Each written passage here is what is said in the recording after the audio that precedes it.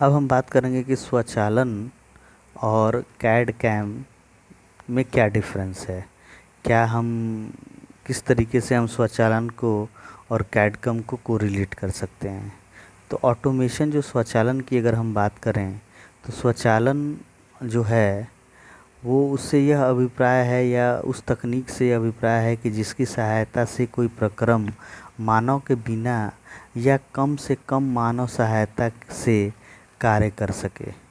यानी ऑटोमेशन की अगर हम बात करें तो ऑटोमेशन हम उस तकनीक को कहेंगे जिसके सहायता से अगर कोई प्रक्रम बिना मानव के द्वारा बिना मानव के इंटरवेंशन से संपूर्ण किया जा सके तो वो प्रोसेस जो है वो ऑटोमेशन यानी स्वचालन कहलाएगा। अब बात करते हैं कि CAD CAM computer aided design और computer aided manufacturing computer software को प्रदर्शित करते हैं जो उत्पादों के डिज़ाइन, निर्माण और विपणन में महत्वपूर्ण भूमिका निभाता है। कैम का उपयोग उत्पादन और प्रोग्राम निर्माण दोनों प्रक्रिया के लिए किया जाता है तथा विशेष रूप से सीएनसी मशीनिंग जैसे मॉडर्न मशीनों को चलाने के लिए न्यूमेरिक कोड की आवश्यकता होती है जिसकी संरचना बहुत जटिल है। लेकिन हम जब कंप्यूटर एडेड मैन्युफैक्चरिंग सॉफ्टवेयर का इस्तेमाल करते हैं तो ये जटिल से जटिल जो हमारी प्रोग्रामिंग है वो भी जो है आसानी से लिखा जा सकता है। अब हम बात करते हैं कि स्वचालन में कैड कैम का क्या उपयोग है। How the CAD CAM play an important role in automation. तो हम बात करते हैं कि किसी भी वस्तु, प्रक्रम, कार्यकलाप या किसी अन्य विधि से अनुकरण करना अनुकार या सिमुलेशन कहलाता है। कंप्यूटर के द्वारा सिमुलेशन का कार्य बहुत आसान हो जाता है तथा सिमुलेशन जो होता है हमारा वो सिमुलेशन ऑपरेशन एक सटीक अनुकरण है। कैड कैम में अनुकार एक महत्वपूर्ण क्रिया है, सिमुलेशन एक महत्वपूर्ण क्रिया है जिसकी सहायता से मशीन, उत्पाद और प्रोसेस में होने वाली गतिविधियों का अनुमान लगाया जा सकता है। हम एक जो है भविष्यवाणी कर सकते हैं, एक अनुमान लगा सकते हैं। उदाहरण के लिए जब किसी दुर्लभ जगह में कार्य करने के लिए किसी रोबोट या मशीन का निर्माण करना होता है तब उसके गुण और वातावरण के आधार पर उस मशीन या रोबोट के जीवन काल और क्षमता का अनुमान लग जाता है और उसके बाद उस रोबोट या मशीन को उस दुर्लभ जगह पर कार्य करने के लिए भेजते हैं। तो प्रक्रिया जो हमारा होता है वर्क फ्लो, प्रोसेस ओरिएंटेड जो वर्क फ्लो होता है वो अधिकतम कैड कैम सॉफ्टवेयर विजार्ड्स जो होते हैं उनके अनुरूप कार्य करते हैं। यह विजार्ड्स प्रक्रिया के अनुरूप कार्य करके वांछनीय रिजल्ट देते हैं। जटिल मशीनिंग में इनका उपयोग बहुत ही आसान होता है, अतः नए उपयोगकर्ता भी इसे बहुत जल्दी सीख जाते हैं। जो न्यू यूज़र हैं वो बहुत जल्दी इसे सीख जाते हैं। टूल पैथ जो स्ट्रेटजी है वो क्या होता है, तो टूल पैथ रणनीतियाँ जटिल मशीनिंग प्रक्रिया में औजार और कार्यखंड के टकराव के बिना कार्य करने की सुविधा देती हैं। यह सुनिश्चित कर लेती हैं कि ऐसा नहीं कि टूल पैथ जो है हमारा औजार के लिए जो हमने पथ निर्धारित किए गए हैं उसमें कोई टकराव हो जिससे कि हमारा जो वर्कपीस है वो या हमारा जो प्रोसेस है वो डिस्टर्ब हो जाए। फिर जो है कैड कैम के जो हमारे इम्प्लीमेंटेशन के जो कारण क्या हैं, क्यों हम इंडस्ट्री में कैड कैम को इम्प्लीमेंट किए। तो कैड कैम को इम्प्लीमेंट करने के लिए जो है हम सबसे बड़ी इम्पोर्टेंट बात ये कहें कि जो हमारे कार्य है उस कार्य में एक्यूरेसी आ सकती है, जो हमारी प्रोडक्टिविटी है प्रोडक्ट की वो बढ़ सकती है, जो rate of delivery of the product in market है वो इंक्रीज हो सकता है। ठीक है, तो हम बात कर सकते हैं कि जो हमारा कैम है वो उत्पादन उद्योगों के लिए बुनियादी उपकरण है और कैड का उपयोग सटीकता के साथ उत्पाद के डिजाइन और मॉडल निर्माण में होता है। वहीं कैम न्यूमेरिक कोड और प्रक्रिया को निर्धारित करने में मदद करता है जिससे समय और सामग्रियों की बर्बादी कम हो जाती है। क्योंकि जब हम कैड के मदद से अपना डिज़ाइन बनाएंगे तो वो डिज़ाइन जो है काफ़ी एक्यूरेट होता है, सटीक होता है और जब हम उस डिज़ाइन के अनुसार हम प्रोसेस को डिसाइड करेंगे तो कंप्यूटर एडेड मैन्युफैक्चरिंग की मदद से जब हम उसके लिए न्यूमेरिकल प्रोग्रामिंग डिसाइड करेंगे तो वो जो होता है वो हमारी बहुत ही एक्यूरेट होती है, जिसके कारण जो है हमारा समय भी कम नष्ट होता है, और दूसरा जो है हमारा समय कम नष्ट होने के साथ साथ सामग्री की जो बर्बादी होती है वो भी बहुत कम हो जाती है। अब जो है हमारी कंप्यूटर एडेड जो डिज़ाइन है और कंप्यूटर एडेड मैन्युफैक्चरिंग है, उनको अगर हम इंटीग्रेट करते हैं तो उसकी विशेषताएं क्या हैं, उसकी आवश्यकताएं क्या हैं। तो एकीकृत कैड और कैम की विभिन्न आवश्यकताओं को नीचे संक्षेप में प्रस्तुत किया गया है। पहला जो हमारी आवश्यकता है वो ये है कि उद्योग की समग्र उत्पादन योजना की को सुविधाजनक बनाने के लिए, उत्पादन बढ़ाने के लिए, अपव्यय को कम करना और शुद्धता को बढ़ाने के लिए, मतलब जो हमारे वेस्टेज है वो वेस्टेज को कम करना, और हमारी जो योजना को सुविधाजनक बनाना, लीड टाइम को कम करना, जो वर्क मटेरियल को मशीन पे पहुंचने का टाइम, टूल चेंज करने का टाइम, प्रोडक्ट को वहाँ से फिनिश हो जाने के बाद मटेरियल हैंडलिंग करके स्टोर में पहुंचने का टाइम, ये सारी जो टाइमिंग है उनको हम कम करते हैं।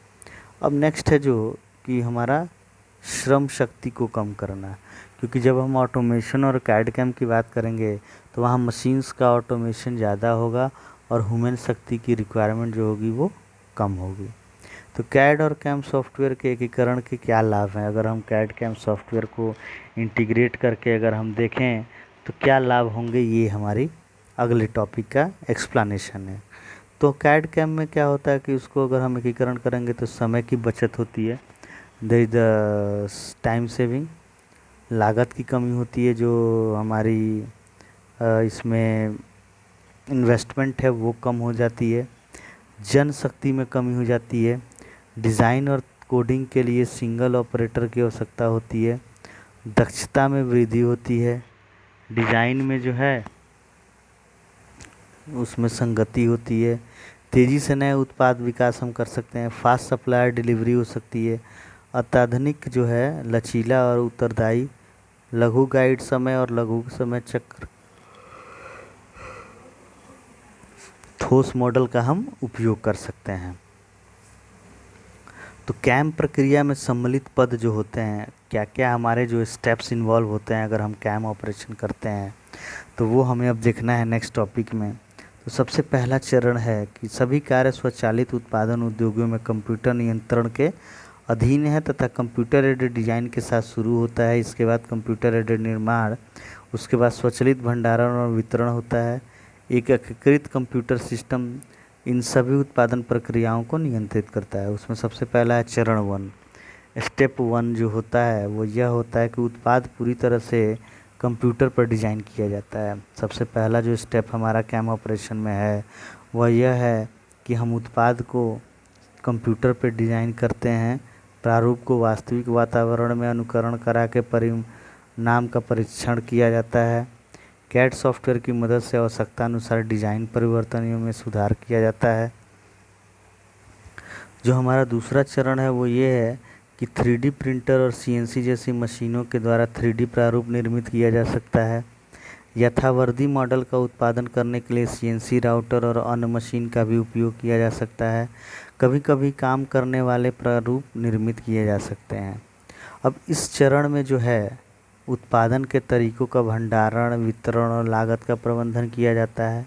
जो भी हमारे जो उत्पादन के तरीके हैं, उनका जो मटेरियल हैंडलिंग करने का जो वो तरीका है, और जो उसका डिस्ट्रीब्यूशन का तरीका है या लागत का जो मैनेजमेंट है, उसको हम अच्छी तरीके से तीसरे चरण में करते हैं। चौथा ये है कि लागत को न्यूनतम स्तर तक रखने के लिए आवश्यक सामग्री का मैनेज करना, आवश्यक सामग्री और अन्य घटकों की तत्काल आदेश पर आपूर्ति की जाती है। फैक्ट्री में नियमानुसार स्टोरेज को बनाए रखा जाता है ताकि फैक्ट्री बिना किसी रुकावट के काम कर सके। कैम की सहायता से उत्पादों का उत्पादन और CNC मशीनों को नियंत्रित करते हैं। उत्पादों के स्थानांतरण और स्वचालित मशीनों का उपयोग किया जाता है। जो हमारा जो प्रोडक्ट है उसका जो प्रोडक्शन है वो CNC मशीन के द्वारा भी होता है। तो सीएनसी मशीन को नियंत्रित करने के लिए जो है उत्पादों के स्थानांतरण के लिए स्वचालित मशीनों का उपयोग किया जाता है। कंप्यूटर कंट्रोल जो सेंसर हमारे होते हैं, वो कंप्यूटर कंट्रोल सेंसर्स का उपयोग करके उत्पाद का परीक्षण किया जाता है। गुणवत्ता की जांच उत्पादन के प्रत्येक चरण में ही की जाती है। रोबोट का उपयोग करके उत्पादों को इकट्ठा किया जाता है। हम जो मटेरियल हैंडलिंग में जो है मैक्सिमम हम रोबोट का यूज करते हैं, रोबोट का इस्तेमाल करते हैं।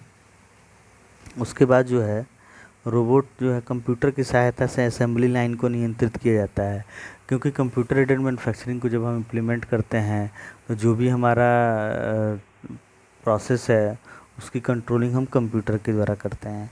भंडारण और वितरण से पहले उत्पाद की गुणवत्ता जांच की जाती है। जब भी हम उसको स्टोरेज करते हैं या उसको डिस्ट्रीब्यूट करते हैं तो उसको पहले हम उसके क्वालिटी को चेक करते हैं। क्वालिटी चेक करने के बाद ही हम उसे स्टोरेज में या उसे हम सप्लाई के लिए ऑर्डर करते हैं। यह प्रक्रिया जो होती है पूरी तरह से स्वचालित या अर्ध स्वचालित होती है। बार कोड के मदद से सभी जो हमारे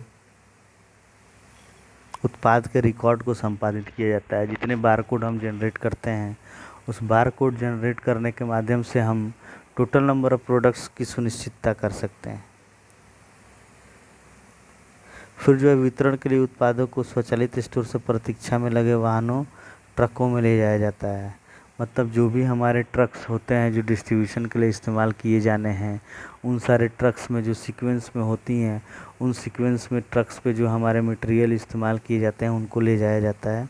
फिर कंप्यूटर सिस्टम द्वारा वित्तीय खातों का प्रबंधन, बिलों का निगमन और भुगतान किया जाता है। जो भी कंप्यूटर सिस्टम द्वारा वित्तीय जो खाते हैं, जो हमारे फाइनेंशियल अकाउंट्स हैं, उनको मैनेज करना, उन उन बिलों का जो है उनको जो है उनका निस्तारण करता, उनका भुगतान करना, ये सारे 10 चरण जो होते हैं हमारे जो कैम ऑपरेशन में इन्वॉल्व होते हैं वो इस प्रकार हैं। अब जो कुछ इम्पॉर्टेंट क्वेश्चंस इस चैप्टर से हो सकते हैं वो इम्पॉर्टेंट क्वेश्चंस मैं आपको बता रहा हूँ। सबसे पहला क्वेश्चन ये है कि विभिन्न कंप्यूटर एडेड प्रतिक्रियाओं का वर्णन करें। जो भी हमारे कंप्यूटर एडेड डिज़ाइन के जो प्रोसेस हैं उनका हमें वर्णन करना है। जैसे कि कंप्यूटर एडेड प्रक्रिया में आप कौन कौन से जो डिज़ाइन प्रोसेस इस्तेमाल कर सकते हैं। कैड कैम के लिए कंप्यूटर सिस्टम की संरचना क्या है, इनपुट डिवाइस आउटपुट डिवाइस की बात हम कर सकते हैं। कैड सिस्टम में प्रयुक्त होने वाली हार्डवेयर का हम वर्णन कर सकते हैं। कंप्यूटर एडेड के लाभ और सीमा हम बता सकते हैं।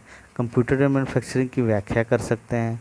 उत्पादन के क्षेत्र में कैम की जो है उपयोगिता हम बता सकते हैं।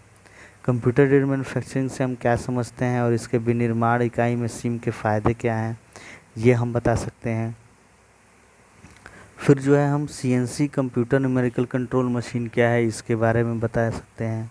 कंप्यूटर इंटीग्रेटेड सिस्टम का जो तत्व का वर्णन है वो हम कर सकते हैं।